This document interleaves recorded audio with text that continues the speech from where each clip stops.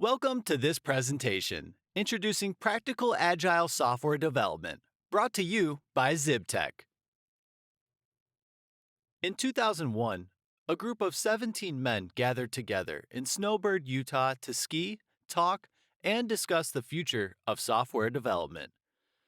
From this meeting, the Agile Manifesto emerged, thus implementing this style of development across the world. The message is short, simple, and emphasizes the importance of valuing human connection in the industry. The manifesto encompasses these four main points: individuals and interactions over processes and tools, working software over comprehensive documentation, customer collaboration over contract negotiation, responding to change over following a plan. As the agile style of software development has become popular in the past 20 years, the method has evolved into an extreme. It seems that companies are replacing the word over with instead of in the manifesto.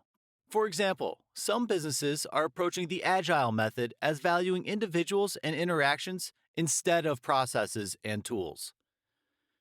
Like in all elements of life, actions need to be performed in moderation. The agile method of software development has been taken to an extreme that has created a negative context associated with the word. The purpose of this agile style of software development was never meant to be a replacement of focus, but a re-emphasis of methods. At Zibtek, we have strived to restore balance to the use of the agile method. To emphasize this change, we often describe our process as practical agile. We strongly and genuinely implement the human connection that is highlighted in the manifesto. But on the other hand, we value efficiency and productivity. Therefore, we haven't eliminated processes, tools, and documentation.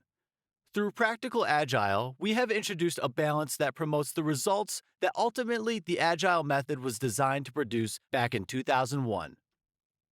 Through this series of blog posts, we will describe how Zibtek implements a practical agile method of software development in our processes, as well as the results that we have derived from this shift.